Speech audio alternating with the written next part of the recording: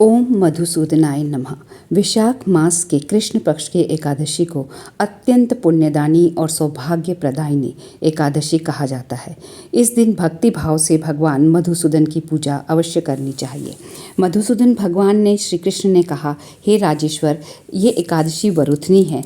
ये सौभाग्य देने वाली, सब पापों को नष्ट करने वाली और अंत में मोक्ष को देने वाली है। वरुथनी एकादशी का फल 10,000 वर्ष तक तप करने के बराबर होता है। कुरुक्षेत्र में सूर्य ग्रहण के समय 1,00,000 भार स्वर्ण दान करने से जो फल प्राप्त होता है, वही फल वरुथनी एकादशी के व्रत करने से मिलता है। शास्त्रों में कहा गया है, स्वर्ण दान, अन्न दान, देवता पितर मनुष्य तीनों तृप्त हो जाते हैं। शास्त्रों में इसको कन्यादान के बराबर कहा गया है। वरुथनी एकादशी के व्रत में अवश्य अन्न दान करना चाहिए, जिससे इस कन्यादान का भी फल प्राप्त होता है।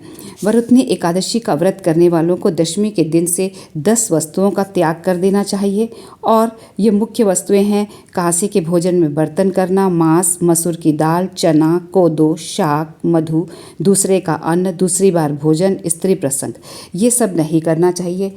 हे राजन, उन्होंने कहा, जो मनुष्य विधि पूर्वक इस एकादशी का व्रत करते हैं उन्हें स्वर्ग लोक की प्राप्ति होती है। अतः प्रत्येक मनुष्य को यह व्रत अवश्य करना चाहिए तथा पापों से डरना चाहिए। इस व्रत के महात्म्य को पढ़ने और सुनने से ही 1000 गौदान का फल मिलता है। इसका फल गंगा स्नान से भी अधिक है।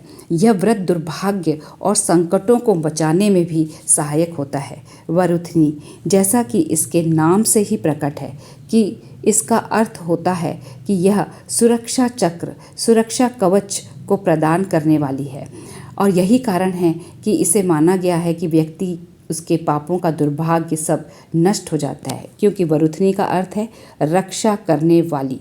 ये सब तरह की विपत्तियों से मनुष्य की रक्षा करती है। आपको मैं यहाँ बता दूँ कि वैशाख मास के वरुथनी एकादशी जो तिथि है, वह इसका व्रत जो है वह 13 अप्रैल को रखा जाएगा, क्योंकि सोमवार 13 अप्रैल रात 1:16 से यह तिथि, एकादशी तिथि प्रारंभ हो रही है, और मंगलवार 14 अप्रैल को रात 1:08 तक इसका समापन हो रहा है। इसलिए 13 अप्रैल को सूर्योदय के समय एकादशी तिथि है, इसीलिए व्रत उसी दिन रखा जाएगा। तो आप किसी संशय में नहीं रहिएगा, भ्रम में नहीं रहिएगा। व्रत जो है वह 13 तारीख को रखा जाएगा, और इसका पारण जो है वो मंगलवार की सुबह जो है इसका पारण किया जाएगा।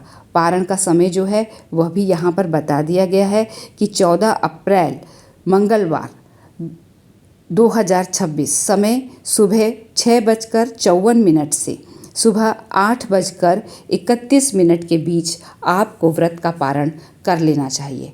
ये व्रत जो है न केवल हमें मानसिक शांति प्रदान करता है, न हमें केवल सुरक्षा देता है, न हमें अनेकों अश्वमेध यज्ञ गौदान का फल प्रदान करता है, अपितु इस व्रत के करने से हमें आध्यात्मिक ढाल भी मिलती है, जो आज में वर्तमान की स्थिति में अत्यंत महत्वपूर्ण है। तो संक्षेप में मैंने आपको इस संबंध में व्रत की तिथि, शुभ मुहूर्त, व्रत के पारण, व्रत की कथा, इस सब बारे में विस्तार पूर्वक जानकारी दे दी है। अगर कहीं आपको कहीं संशय हो तो आप मुझे कमेंट कर सकते हैं।